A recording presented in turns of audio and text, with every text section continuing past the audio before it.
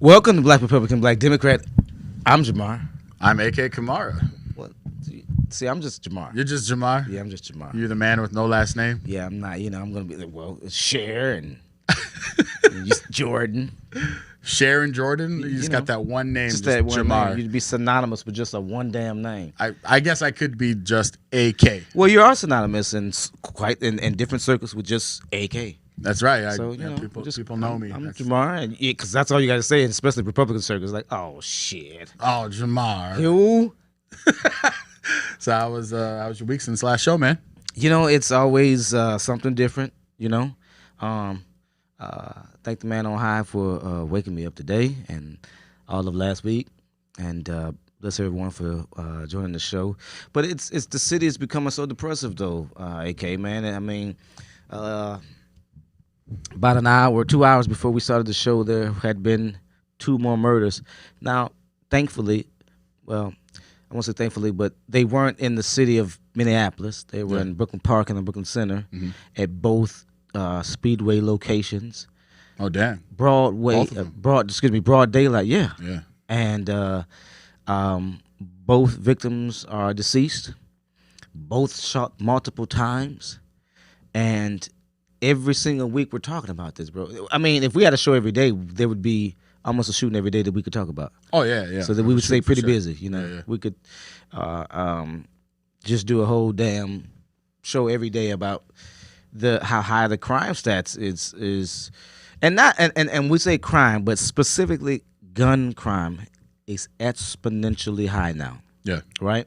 We were just saying that Minneapolis and Minnesota, but Minneapolis as a city, Minnesota as a state, has never experienced as many homicides as they have over the last 2 years. Yeah. Period. Yeah. Ever. Yep. And it blows it out the water. That blows it out of the water. Because I mean, everybody is talking about historical relevance of in a 1 year time frame of how many murders there are. But when we're talking about looking at the cumulative total in 95, for instance, right? You're going along murders, and then all of a sudden you have this big spike, and then it went down.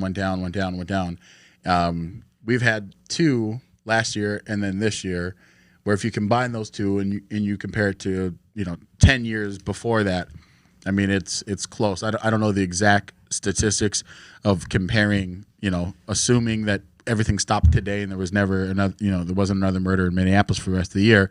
Just taking the last 2 years and you compare that, I think it's like you could add up 5 or 6 or 7 years just in this 2 year span. It might even be longer, but yeah, it's pretty wild, man. It is absolutely. And again, I think depressing is we come up with depressing, ridiculous, crazy, and all of that, but those words just kind of gently describe the atmosphere that we are now in and the climate that has been created in the city when it comes to especially dealing with each other, when it comes to dealing with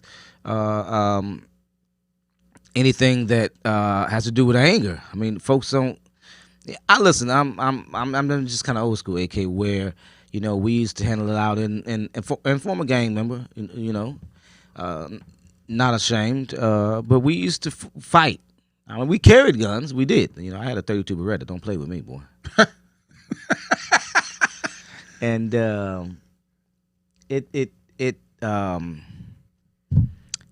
we fought. Yeah. We didn't go to your house and kill your wife, your mom, or your sister. Girls went to the house, knocked on the door, and they fought outside. That was typical. You were okay with that the girls wouldn't do that. But guys didn't go avenge his cousin's murder, his homeboy's murder by taking out a whole family. Sure. Dude, it's just what the climate that we are in is so scary. It is, man. And when you try and put everything together and understand all these complex issues, there's real world consequences, right? It's one thing to be able to look and say, here's all these murders, let's talk about how many come from shootings and young people and things like that. But we always go back to this idea of what is going to be done about it. And one of the things that I know that you've been personally involved in is this ballot amendment that's going on in Minneapolis. And I think those are real world consequences. I've heard a lot of arguments on the vote yes side, things that as a Republican and as a conservative, you're gonna live over there, that I disagree with on a fundamental level for the vote yes. And I know that you've been involved in the vote no campaign on the ballot amendment, but those are going to have real world consequences. And I think it's just interesting. I'm not a Minneapolis resident, right? I come to Minneapolis to do the show. I sometimes might do business. I have insurance clients that live in Minneapolis proper and things like that, but I don't live in Minneapolis. So the impact of things is a little bit foreign to me, right? Yeah. For you, this is where you live. This is where your kids going to school, where your all your friends and family live. So there's these real world impacts, and it's just interesting that there's certain things, in my opinion, that can transcend politics. And one of those things is when you have tragedy strike your community. People still have their political beliefs that go into it, but I think it's interesting, and I think we kind of want to talk about that a little bit about the show. Also on the show today, we are going to do origin stories. We're going to talk about why Jamar is a Democrat and why I'm a Republican. It's something that I thought would be interesting to talk about that we haven't talked about before. It'll also give you guys a chance to ask questions as you see these come across. Make comments, of course. Make comments, things like that. Make sure that you guys do hit that share button. If you share this and you're watching this live stream, other people will see that you shared it. Other people will watch it. That's a huge support. Make sure that you guys check out. We just started a new website called Linktree. We signed up, and it kind of is a one-stop shop to see everything that we have going on. And to get there, you go to linktr.ee/BRBD, and that's going to link you to everything. It's going to link you to our Patreon account. It's going to link you to our Instagram account, our YouTube account, and we even have a Rumble account for Rumble. Oh, yeah. We like to fight. It's it's actually a video platform that folks like to use that have been banned on YouTube and things like that. Oh, well, that's probably where I go. I'm banned off all the time. And that's where you can go. Also, on top of that, we do want to do some more content on our Patreon, but we got to get subscribers. We're not going to create content on our Patreon account unless we get subscribers, because we want to have that as a bonus. So today we're going to kind of talk about our origin stories. We're going to talk about a couple of local Minnesota stories, but we want to be able to kind of flesh out a more in depth of who we are, and we want to make some videos for our subscribers. So please visit patreon.com/BRBD, become a subscriber, and get some good content that we're going to be producing for you. Might as well pay the rest of the bills. We should pay the rest of the bills. So if you're thirsty today, I was over here choking. You were dying over here. I thought, and you gonna ask me? I was gonna you gonna live? Slide over some water for you, dog. Well, not that one, I hope. But where are you gonna go if you're thirsty? Well, I would go to the Weber Mart. That's where I bought that tasty, great lemonade. I don't know who it was, but I bought some tasty lemonade there from the Weber Mart, and it was cheap too. Yeah, yeah. It's always reasonable things at the Weber Mart. Yeah, low price. They're very family friendly. It's a great convenience store to stop in. Definitely go check out if you need something to drink. Any of your convenience store needs. They even have diapers and other mailing that you can do. You can mail. Items. You can get your mail there. It's all type of stuff. It's a one-stop shop in the community and convenience. The Weber Mart. After that, let's say you open up your closet and you're looking around and you're just like, I'm towards the tail end of this pandemic. Hopefully, knock on wood. And my clothes they're not looking as fly as they used to look. This would be you. This would be me, yeah. I stay fly, and I'm losing weight. Oh yeah, and you is looking. I'm looking at your little girlish figure over here. Girlish figure. And you want to get some new clothes? Please go and check out Just Imagine. It's a shop that's located in St. Paul. So if you live in the Twin Cities metro area, go to Just Imagine, 991 Payne Avenue in St. Paul. Talk to the owner, Dave. He's going to hook you up with the freshest, flyest clothes. If you aren't in the Twin Cities, though, and you want to buy something online, and say you're listening to the show and you live in California, go to justimagine651.com, justimagine651.com. You can check out what he has there, and if you subscribe in the promotion referral area, put BRBD, you're going to get 10% off of your order. Now, if you're wondering what kind of stuff they have dead stock shoes. They got Frost Originals. They got Maccoby, George V. Paris, NBA Youngboy, $1 Billion Baby Clothing. They also got Yeezys and Jordans for shoes. Bless you. Yeah, Did you Yeezys and sneeze? Jordans. Oh, I thought you were sneezing. But if you want to get dripped out, you want to get the freshest, flyest urban streetwear clothing for men and women, please check out Just Imagine. Just imagine, that's right. Just imagine walking out. I can't just imagine you with your new figure and with some new gear. Some new gear. Just imagine. Just imagine. You know, you won't be as fly as me, but try to get you kind of propping together. Make sure you comment all show long. We will read them and comment along right along with you. And if I don't like it, I'll eat it up or you. Yeah, I mean, we try and be interactive. We want to be more interactive with you guys as you're watching. So, again, share this video and throw your comments in.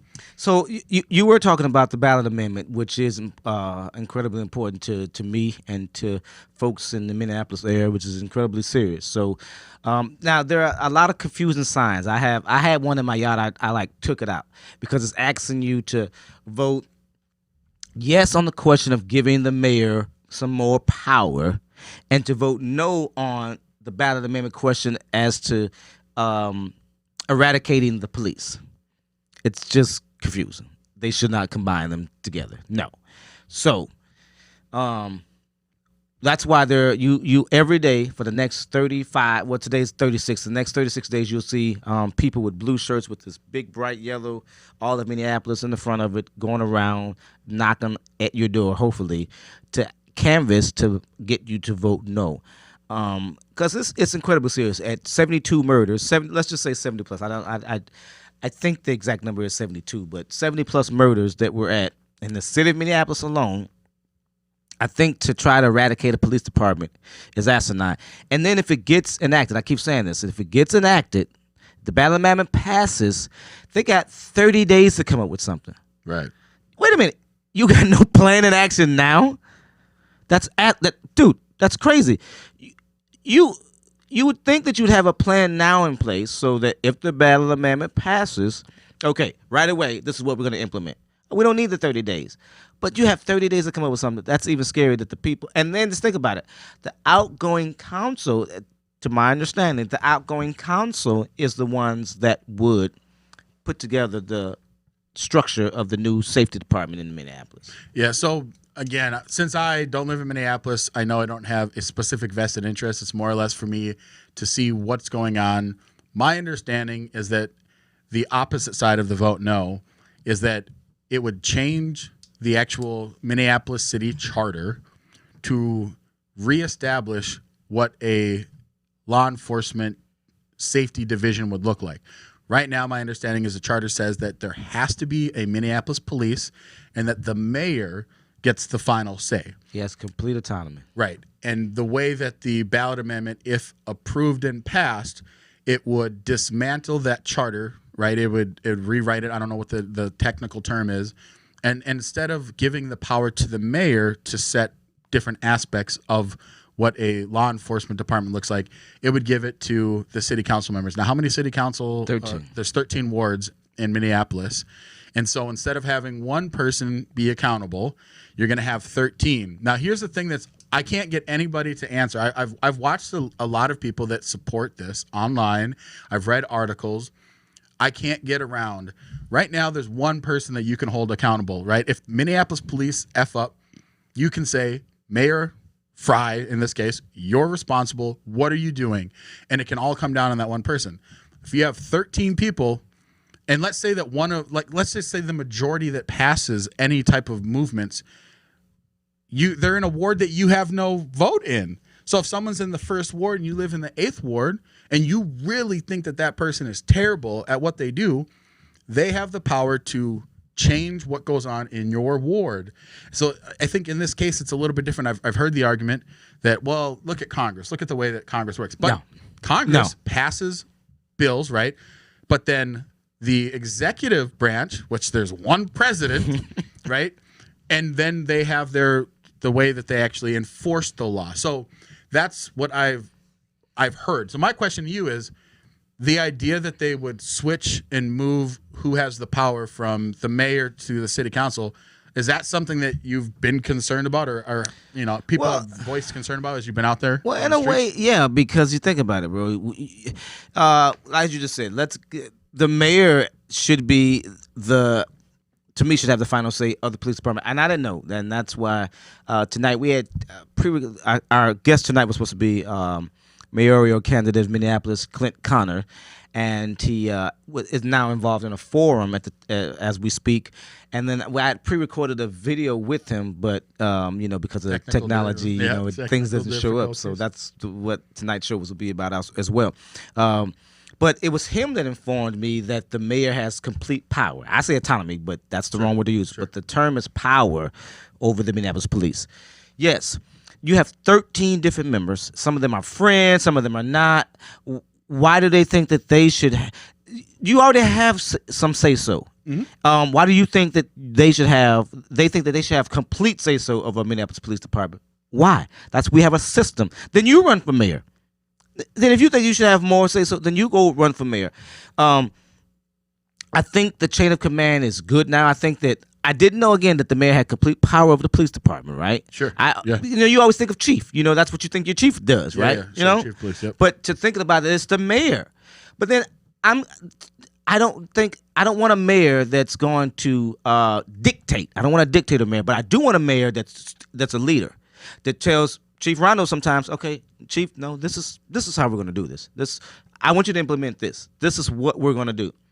But I also want a mayor that works with that chief when it comes to implementing real reform.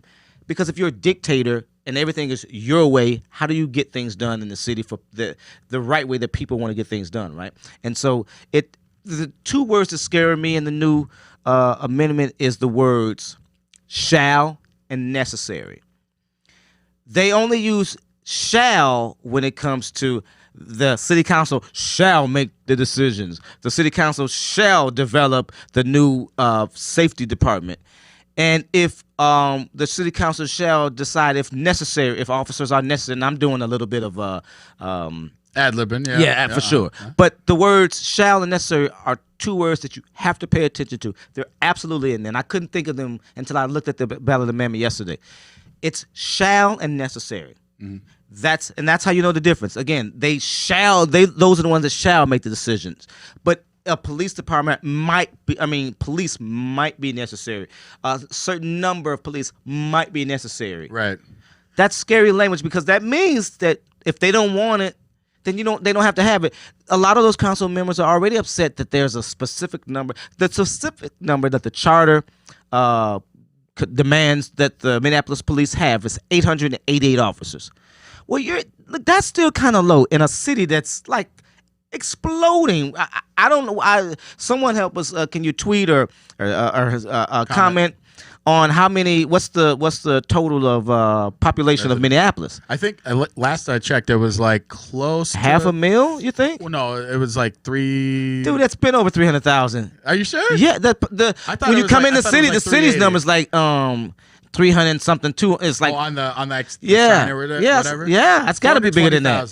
420,000. 420,000 is the population. Okay, so in a city that's growing, and that's probably, I wonder, is that the new census number as well? I think that's the census. That's the new census number. Okay, yeah. So you think 888 officers is enough in a city of 420,000 plus? Let's just say plus, right?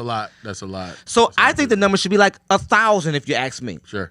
Because guess what? They're not all officers, guys. We say police officers, but these are investigators. What are the specific? I can't talk today. Maybe it might be a good thing for you, Republican. You can't talk on the podcast. No, but these are officers that are in specified departments, right? Sure. So they're not all on beat cops. Yeah. And so you need that specific number because then when you worry about the slow response to crime, that's even growing higher, the response. They said now in certain wards where you had police numbers at night, about 12 officers have gone down to 6 officers. Sure. 4 officers. On certain patrols, On certain patrols. Yeah. That's crazy. Scary. So like the thing, again, I'm not trying to be devil's advocate or anything like that, but as I've seen the information, another aspect, right? After George Floyd's murder, what happened? The city council came out. They had their platform right there, like a little like public session, and they were like, "Abolish the police." Well, right? Philippe said he didn't see that. Oh yeah. Yeah, he said he walked from the back of the Okay. stage, so he didn't see it. So he didn't see it. Yeah. Abolish the police, and then they walked it back to defund. Here's my issue: is that let's say that this ballot did pass, and now this powers with these 13 folks, right? Again, what if they had the same reaction where they're like, "Yep, we need to abolish." Here's the other thing that I haven't understood: the city council right now has the power to create different departments. Now, I understand that when it comes to funding, they can make certain moves because, again, they're the city council of how things should be funded. They can choose to do certain things. Now the mayor, Yeah, they're stripping the police budget. Yeah, so they can do this. So Yeah, the thing that's absolutely. crazy to me is like, why wouldn't they be able to say we're going to create this department that's going to do these specific things, and then work together with the mayor to say, give us a little bit of wiggle room. Let's have your department with the Minneapolis police work to do these things, and then we're going to have this separate department work to do these things. And that's what's wild to me is why don't they go that route instead of the route where they're using people's lives as a social experiment. You know, people have tried to, as I've searched this stuff and researched it, I've tried to understand, are there other cities that have done the same thing? hell no. And what I've read is that, like, the city, I believe, of Baltimore, they stopped doing certain types of calls. There's some smaller cities, right, that they disbanded their very, very, very corrupt police, but then they replaced it with new police, but from the county. So, like, deputy sheriffs took over. But again, the thing that I look at is just understanding, you know, I guess crime. I understand crime. When we get into our origin stories, I didn't grow up with a silver spoon in my mouth. I didn't grow up with money. I grew up running with people that were dealing drugs and using drugs. Like, that's what I grew up. I grew up around crime. I understand. So You better not tell your party that. But the funny thing to me is, like, there's a complete, like, almost disregard that crime happens. So, like, for you I ain't involved in no crime. No, I'm saying you live in Realville, right? Oh, like, we talk about that. You born know, there. We might live. I'm the mayor. We might live on different sides of Realville. I'm the mayor. But you live in Realville. What do you talk about the crime when people are like, we should defund or abolish the police? Like, what kind of conversation people have around, well, crime's going to pop up because vacuums are created? Well, most people that I talk to are like-minded, and the ones that aren't, I call them stupid. But there's obviously enough of a percentage of people that the ballot amendment is on the ballot. You know, I mean, it's possible that this thing could get crushed and, you know, 70% of residents vote no. I mean, that's possible. But I think there was a story in, I don't know if it was MinPost or something like that said it was close to like 60%, even potentially closer. And I don't know what the sample size was. You ever seen, you remember Bewitched? Yeah. You remember how Samantha would snap her fingers and she would have it? Yeah. So I'm like, And she'd also wiggle her nose. oh, well, I'm supposed to, whatever. I'm going to wiggle my nose and then you pick it up. You're supposed to pick it up. Ridiculous, man. Thank you. But yeah, I mean, that aspect of crime, of understanding that there's structures and that whenever there's an absence of law enforcement, that vacuum is filled. It's not like there are entities and organizations that don't fully understand. Like, if I'm running drugs, right, and whatever, I know what's a smart time, what officers are on the beat, what their beat's like, of when I can move around and do stuff. And people don't understand that around the entire drug trade is things like enforcing when someone else is trying to sell drugs in your territory. Like, it's not just the movies. Like, it's a real thing. That's true. Right? Yeah. Or someone like comes and turf wars are real. They try and jack your product, right? Yeah. So when there's not enough cops around and they realize people that are in these organizations, they fill the void and they still want order, but they're the ones in order. So do I want a cop, you know, that wants, you know, we need reform, right? Do I want a cop that needs to be reformed but is at least held accountable, or dudes on the street? I'm saying I'm not taking the dudes on the street unless they're my exact people. You know, like, no doubt, like my homies, like, then sure, no doubt, they're at the top of the food chain. No, I mean, look, bro, I think that we are in different times, you know, and I, again, as a unapologetic black man, I absolutely, as well as you do, well, absolutely, we understand the angst of folks wanting to be rid of the police department, and having the F the police attitude. That, Yeah. I get it. I mean, again, how many times have I taken off my hat to show you the gash on the side of my head where I've been attacked by the Minneapolis police? But I think I don't want a city full of vigilantes. Vigilante justice to me leads to obviously more violence, right? If I'm revenging or trying to exact the life of Jimmy, I got to kill you. I got to kill your homie. It's ridiculous. And I think what we were telling the city was what's happening is a lot of the wars are starting with the young men that went to jail when they were 16 and now they're 25, or 14 and now they're 30 somethings. And they still have access, which is, I guess you can't ban, but something that needs to be heavily monitored, because a lot of inmates have just as much access to the internet access as you and I do. Yeah, what do they call the texters? I mean, that when you go to jail now, right? Like someone can put money on your books, and you get the little text. Yeah, you get exactly. It's a cell phone. Yeah, I don't want. Well, we won't say the name of the thing, but yes, absolutely, right? Yeah. Bro, that's how a lot of the wars continue. Yeah. Because of the people outside and then these guys that are inside on social media, the social media beefing, and then they get released. Yeah. And so now that war continues, and now we got bodies all over the street, 70 plus bodies all over the street. Not all of them are involved in that, but if you look at the crime stat, more than half of them are gang-related shootings, gang-related incidents, yeah. And that's freaking scary. So it's time for us to wake up as a city. And you may not like police, I get that, but I think about your family, think about your neighbors, thinking about you, think about if the guy that walks up and wants your nice car that you worked hard for, now he wants to carjack you and does anything to get you out of the car, and now they're taking cars with kids in the back of them. Right. Yeah. Children and animals, dogs. Like there was a story, someone jacked a car and they had their little puppy in the back, Dude, that's just, yeah. Bro, I mean, this is not Chirac. Yeah. This is not how we live. This is not how I want to live. I want a police department. I want a strong, reflective police department. I want more men and women that look like me. I want more men and women that respect me. I want more men and women that are on the streets that know us, that make it easier so when a crime is committed, you can go to officer such and such and say, and no one, it's not snitching when you see a crime committed. Yeah. You almost are just as culpable if you say nothing. Yeah. It's not snitching. Yeah. We've got to lose that mentality that it is snitching when you help solve a crime. If that's your loved one, do you want the police to help find the killers? Absolutely you do.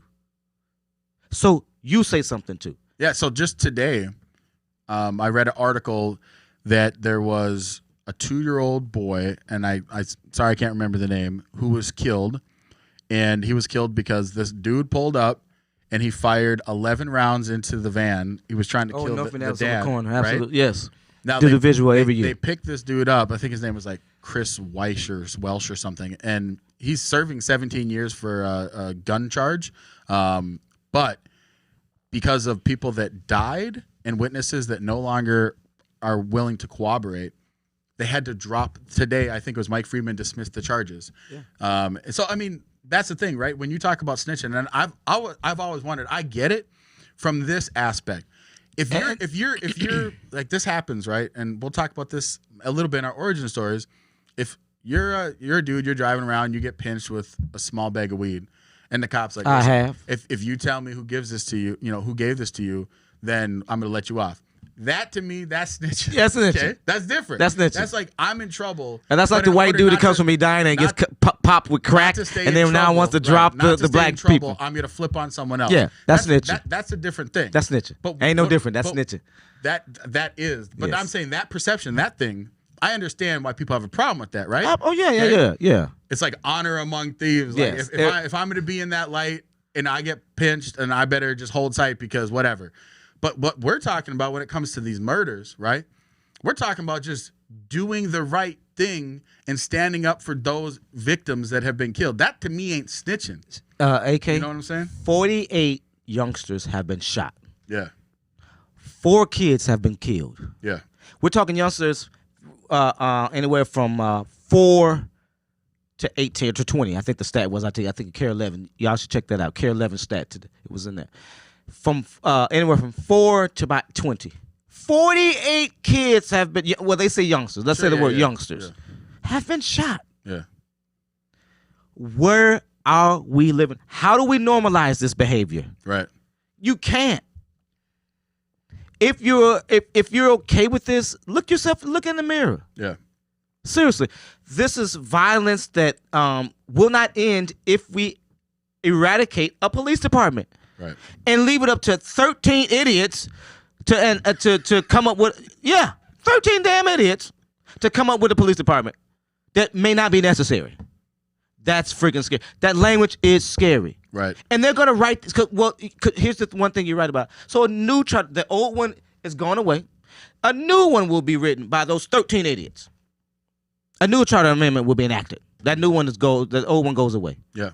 So again, police may not be necessary. Huh? Huh? Bro, we're below 550 officers now. Yeah.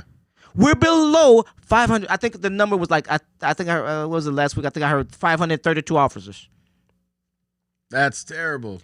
In a city of 420,000. 880, right? At least. At least. Yeah. I think, I'm not sure. The number. No. That is the number, but they were saying that's not the number. Rarely gets to 880, but it's always in the 700s, in the high 700s. Yeah. No. Yeah. So when you hear that we're down 250 officers, we are. Some of them are in PTSD. What do you call it?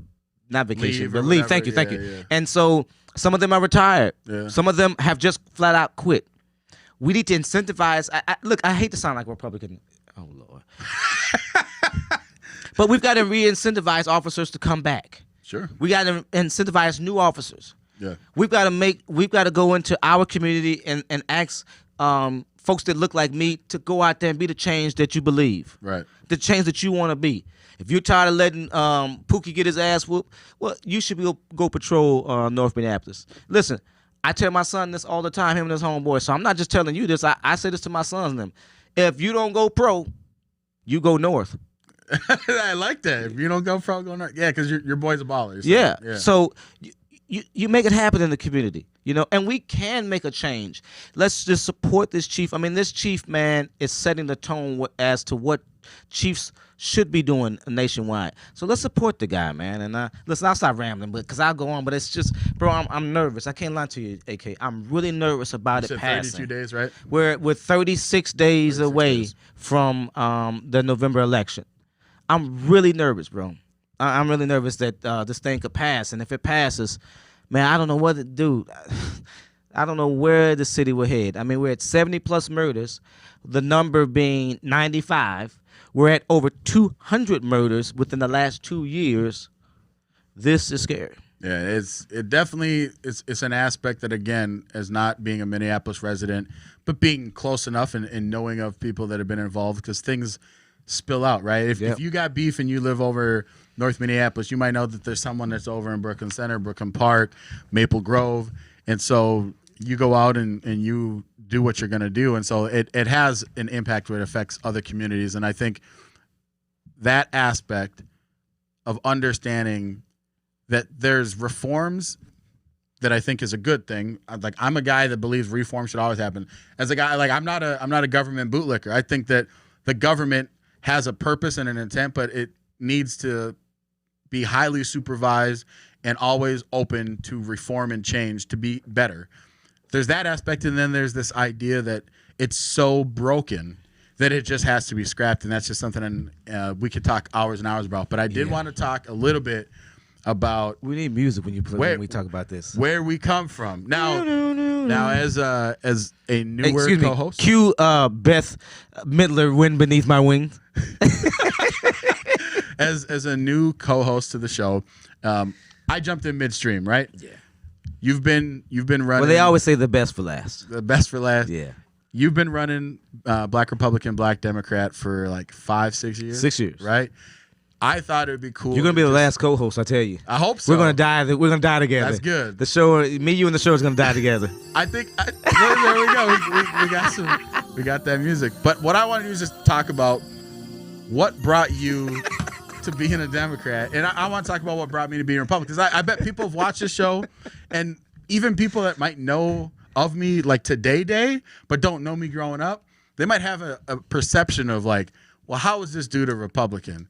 So why don't you kick us off, Jamar? Tell us, like, how'd you become a Democrat? Cue the music again, producer. Cue the music again. He's like, bro, I threw this music away, man. I know right away. Threw it in the trash. First of all, that's the jam. That's my jam. You just, you act like you ain't, dude. You might live in Realville, but you were raised in Whiteyville though, North Dakota. Yeah. Yeah, I mean, there's plenty of white folks over there. Beth Miller was when she came to town. You guys probably was a hootenanny. Bette Midler never came to Devils Lake, North Dakota. I promise you that right That's now. true. Nobody famous never came there. Only the pimps and the Probably players.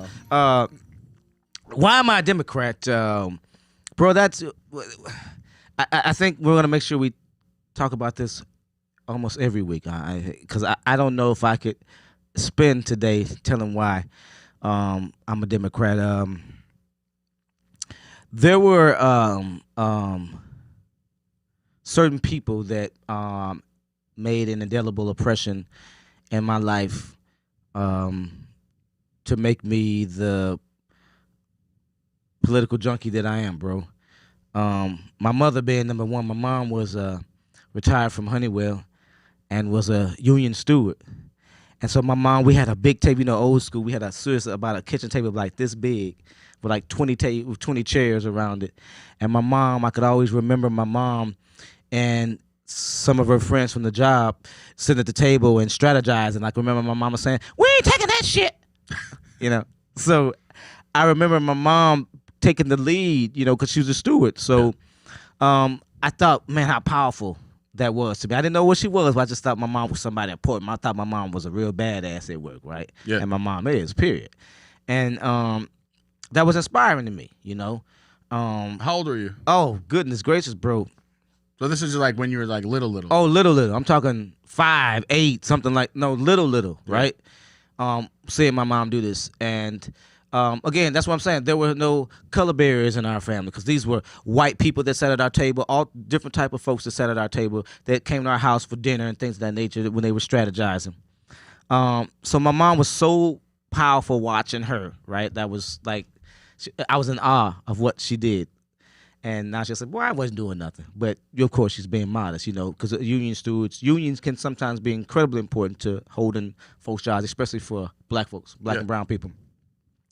And so that piqued my interest of helping, of how do I help lead now? What do I do to help my friends? And then, so going to school, I've always, I've always been short. So, I've got to kind of pack a punch or something, right? So I've always was feisty. So if I wasn't, I didn't fight a lot, right? But I would, because I had to be tough because I was short, right? But I also was smart, and I had so many people encouraging me, and I was one of the kids, black students that was thankfully had about 3 or 4 black teachers in their life. Have you ever had a black teacher? See, the fact that you got to think about it. No, I mean, I'm being serious. I don't know. I don't see. I don't think there was any black teachers in Devil's Lake. No, I mean, or period. Like high school, did you? Oh, I went to. That's where I was. Oh, right. That's okay. So I had 3 or 4 black teachers, and so they were so encouraging.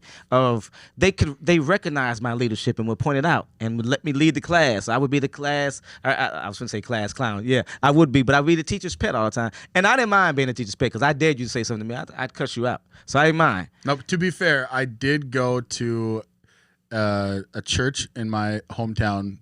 My mom went to this non-denominational church. It was called In His Image Fellowship. And the pastors, it was husband and wife, and it was Pastor Millie, who was a black woman from Mississippi, and her husband... With the name Millie, yeah. Yeah, and her husband was Cliff, and he's a white dude from somewhere in North Dakota. But Millie had her brother, Alan, that was there, brother's wife, who was also black, Deborah, mother Inez, and then she had a couple of kids, and there was other black families. So it was crazy. Like, of all the, I don't know, whatever, 30 black people that were in Devil's Lake, It like, wasn't that many. legit, like 20 of them went to this church. And it was Pentecostal, non-denominational. So like we would start church, whatever, at like 9, 10 o'clock, and then praise and worship would last like 2 hours. And then if the Holy Spirit felt like if they felt the Holy Spirit was there, that service might last till 2 o'clock in the afternoon. And like Alan, he was the drummer and he played the congos. There was a guy named David that played the drums. He was a white dude, but Alan played the congos, and like people be dancing. So that's how it was. So not to detract from your story, but I did have that a little bit of that. Well, so you got a little bit of soul when you was little going, bit of soul. a little bit. So it was that becomes inspiring, because I went through that too. I went to a Baptist church, so we shouted all the time and fell out. Folks, I seen folks falling out. What the hell are they doing? Yeah, catching the Holy Ghost and falling out. Catching the Holy Ghost. So, I started seeing. I was privileged growing up in the '80s, seeing black people, seeing the not only the plight of black folks, but the height of black folks. So I lived here when Dr. Richard Green was the first black superintendent. That was powerful for me to see this black man. Of course, he was tall, and I always wanted to be like 6 feet, right? So I seen this tall black man running. I thought, you don't know, so I thought he was like the mayor to me, but because the city, the news, it was all over. And then he came to our school, and then a lot of my teachers had worked with him previously because he had been a principal and things of that nature. So meeting Dr. Richard Green was huge, right? So it's like, now, if this black man can make it, I want to be like him, right? And then comes, well, he dies. He wasn't superintendent long. He died. I think he died from an asthma attack, if I'm not mistaken. Yeah. And then comes, or I might get the years wrong. I think he might have died in 90 something. Jamal, I don't mean to cut you off. Yes, sir. Sir. You said if I could find a picture of him to put it up. Is this him? Oh, look, there is Dr. Richard Green, dude. Look at that. Look at that hairdo. So that was got a little George Jefferson going on. I like that. Yeah, got the dude. George That Jefferson. is Dr. Richard Green. The school, the name that you see over for the namesake of the building over South in South Minneapolis on 4th Avenue, 4th and 36th, 4th and 38th. That's Dr. Richard Green. Yes, he was the first Minnesota's first black superintendent. Man, dude was a really good dude. He was, look at that dude. So that was that's one of my heroes. Sure. Man, because he took control of the school system. He thought it was important that black students get educated. He thought it was important that black teachers start heading and leading these classes. So that's when the influx of black teachers started, the boom of black teachers started coming into schools. And so because of that man right there. So then Jesse Jackson ran for president. And then to see a black man, now I didn't live to see Shirley Chisholm. Look at that. Look at this brother. Look at they almost got the same hair. I think they got the same barber. We all do. In fact, I got to show you guys my picture that I took with Jesse Jackson last year. I didn't show you, huh? Oh, you went to co-host last year. Yeah, I'll show you next week. I got a picture. We'll put it on of me social, and Jesse Jackson, my hero. And Jesse, so my school, I went to Anderson Open, and my school took some black students to one of his speeches. And so, as you could see, he's a tall brother with skin, slender, and had that afro. And when he was talking, I thought he was just looking and talking to me and the other. I think it was Ernest with his badass who was playing with the girl next to him. Ernest was smart, but Ernest has 11 kids now too. But so I'm listening to Jesse, just losing my mind. Like, this brother's talking to us. He's keeping hope alive and so on and so forth. So to see that this powerful black man run for president, and then to find out what party he belonged to. Most of the teachers that I had were liberals, pure liberals, right? Yeah. And so now I'm learning what's the party structure. What's a Democrat, Well, my mom always was a Democrat, so I knew what a Democrat was. But now I'm figuring out, okay, Dr. Richard Green was a Democrat. Jesse Jackson is a Democrat. Jamar's a Democrat. My favorite teachers, even my white teachers, Diane Olson, I love her to death, okay? Sandy Servants, these were all big, active Democrats. And so I ran for class president. I ran. So now I'm taking on the body of helping folks. This little dude with this big mouth, and I think what did it for me is honestly Bill Clinton. Uh, Another white man, right? But Bill Clinton was the most charismatic politician I had seen in a long, long time. Yeah, there was Jesse Jackson, but to see this white dude, first of all, playing the saxophone on Arsenio Hall. Yeah, man, jazz. Oh, dude, that was everything, right? Just at nighttime to see this white dude playing sax and really play it. And then one of my best friend, who my son's name, middle name is named after Xavier, and his family, Miss Ann, they were from Little Rock, Arkansas. So they were there while he was the governor, and I think they knew a couple of women that he had, Anyway, what? No, and so his charisma just blew my mind, and my teachers, we got so involved in that election. The first election, obviously, I couldn't vote, but to see in '92 to see Democrats form and activating and organizing, and so politically excited about it, it excited me. And so I think I became a Clinton Democrat, and that was it for me, bro. And after that, I knew I became a Wellstone Democrat and I'm an Obama Democrat. But Bill Clinton, for me, that was it. That was it. Locked you down. That's what locked me down for real. Locked you down. Yeah, man. I mean, it's funny. You have a history where this was kind of like from a young age it started in you, right? I am not that at all, right? So here's my origin story. I grew up in a small town in North Dakota. I was originally born in West Covina, California. And at about 5 years old, my mom, she was working for the IRS for like 20 years. Her and my dad separated. My dad was dealing with some chemical dependency stuff.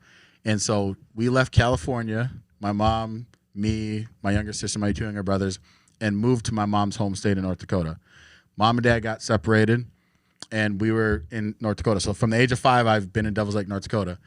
And after we lived with my grandparents in their basement, we moved into low-income subsidized housing. In that area in Devil's Lake, we called the welfare square. It was like there was like 2 different housing units. It was like Ramsey County Housing Authority, because that's the other thing too. The county that I'm from is Ramsey County, but not this Ramsey County in St. Paul. And there was Ramsey County Housing Authority, and there's 2 buildings. Each of them, I think, had 5 or 6 units in each building. And then behind that, there was the Gardner buildings, and that was like more traditional, kind of bigger apartment complex, but those were all, again, low income subsidized housing.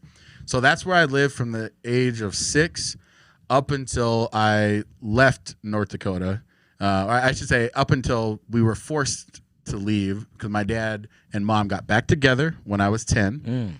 And we lived there up until I was 15, when my dad got busted for possession of marijuana and cocaine, intent to deliver, and delivery of a controlled substance within, I think it's 1,000 feet of a school and all that. So when my dad got busted when I was 15, we got kicked out of housing and we went back into my grandparents' basement while my dad was in prison. So this entire time of me living in the welfare square and me just being on the system, like that was literally my life. Like we didn't have money. We were on food stamps, back when the food stamps were actually like a stamp booklet. Oh yeah. Right? Like, yeah. The ones, the twos. We were on free lunch. We were on all that my entire life growing up. And so my mom or dad might say some things here and there, because my mom and dad got back together when I was 10. They might say something here and there. I remember when Bill Clinton was elected, my dad said some things.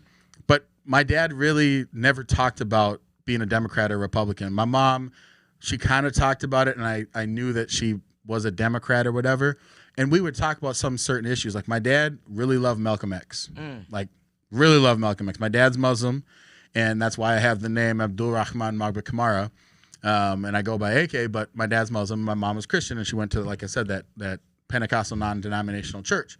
And my dad would say something like, yeah, Malcolm X is the reason why, like, we don't have segregation anymore. Like, MLK Jr. is too soft. He's too much of a peace guy.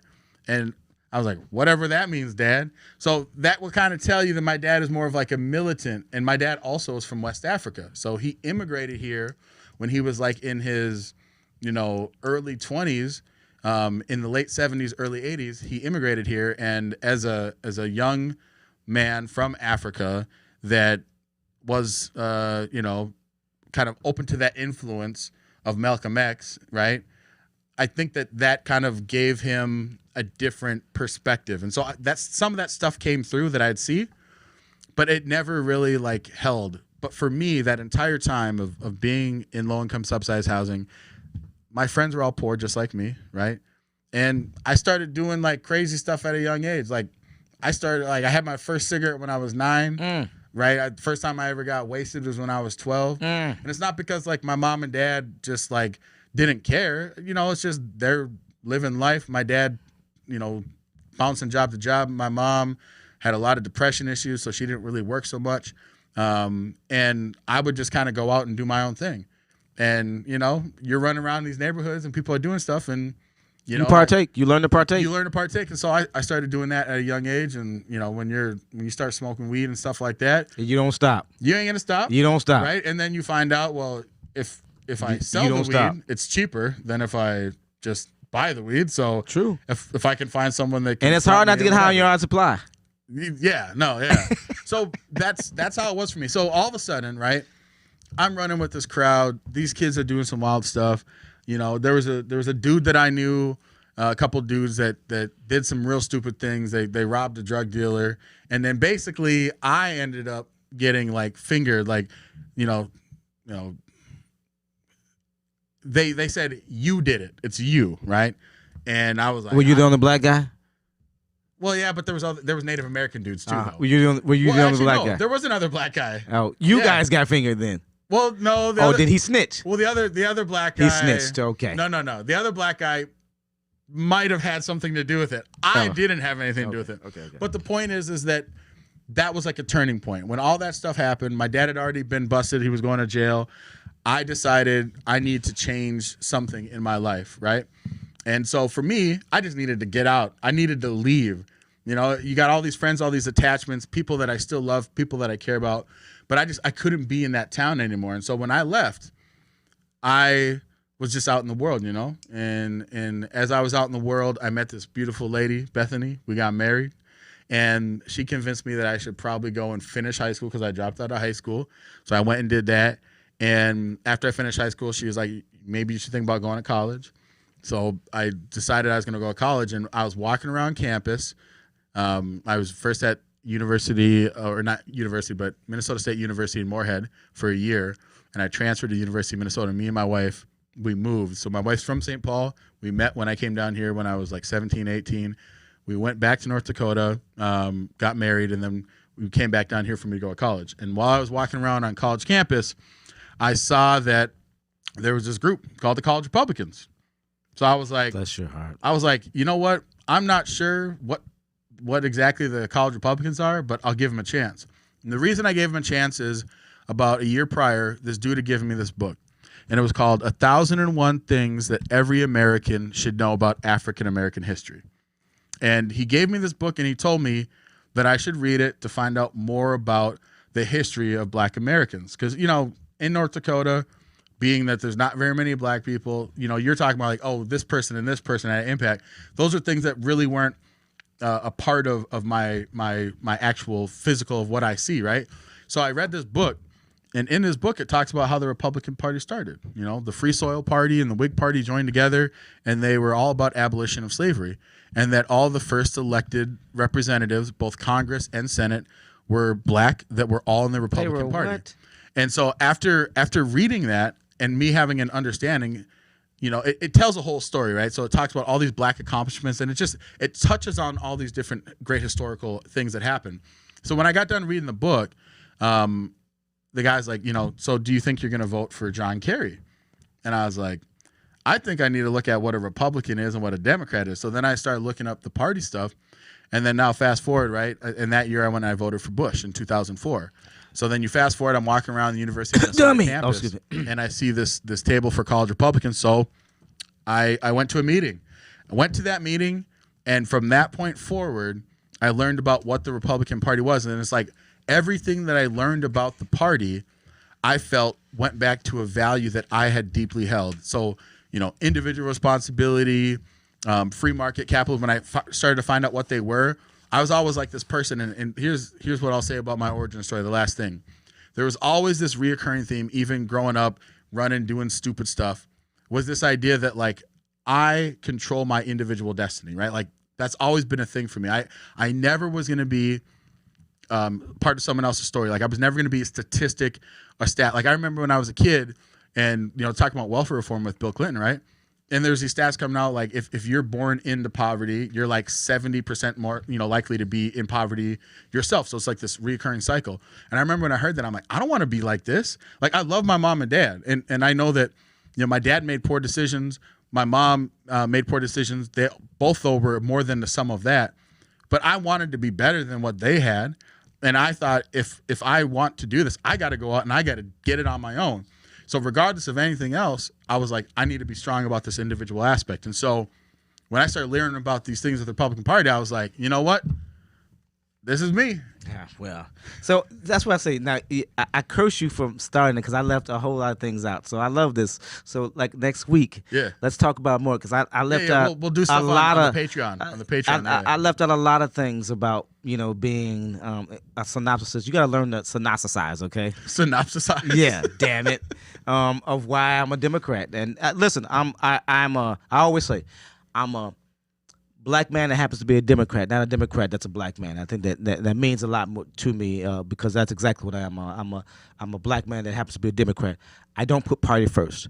I put community first. I might sound like a Republican, but I put country first, right? Yeah. And that's who I am. And I get that from my parents. I get that from my hard-working parents. So, that's so you kind of know a little bit about both of us, just a little bit. Yeah, of just why just we a little belong bit. to the party we belong to, and because I got a few more people to name, boy. See, this is a rich history here. Well, first of all, let me just say this: I'm born 1978. I'm born 1978, so I'm a Jimmy Carter baby. So I'm meant to be a Democrat. You're born in 84. Dallas. Well, I'm born in 84. You're born in so 84. I was meant to be at Ronald Reagan. Well, see, you're a Reagan Democrat. I mean, a Republican. So you're meant to probably be a Republican because you were born in 84. Bless your soul. So to me, I always look at it like that, I mean, Jimmy Carter, a good president. I was a good Democratic president, and that's who I'm born under, so I'm meant to be one. And then Cowboys were world champions that year. I'm meant to be a Cowboys fan and a Democrat. I remember my dad loved, for whatever reason, he loved the Cowboys. He loved the Vikings. He was a smart football fan. But I remember he taped the Cowboys Bills. Was that a 92? Yeah. 90. Well, he which literally one? taped it on like the VHS. Oh, yes. Because like they got it VHS. And I was watching, you had to. We watched it all the time. I had one too, but now all the roaches got to it. All the roaches Jamal, got to it. Yeah, right. Yes, sir. Is that game the one where what's his face had the ball and got Leon Lett and got caught on the 1 yard line? Is that was game? the second time we played them, not the first time. Yeah, that was the first time. The second time we played them. Well, yeah. next week, I said I wanted to confirm, but we're gonna have Kim Klacik. Kim who? Kim Klacik. Oh, really? Yeah, she ran for Congress out in Baltimore. So make sure to tune in next week. Oh. Again, I'm salivating should that be good. Oh, should be. Should be good. Will be good. Make sure you guys tune in and make sure you share that because that's gonna be fireworks. Yeah, should be good. Up in the house. Yeah. Yes. No. Let me say again. I appreciate you being the co-host. You're probably I've had a few that have been my favorite, Priya and Patwin, but no one tell him that. You're the best. And I appreciate you being here, bro. And I'm glad you're the last co-host that we're gonna die with. The last one to die with? Yeah, this show's gonna die with the both of us. That's fair, man. We'll go down with the shit, That's it. baby. I'm Jamar. I'm AK. Thanks for tuning us in this week, guys.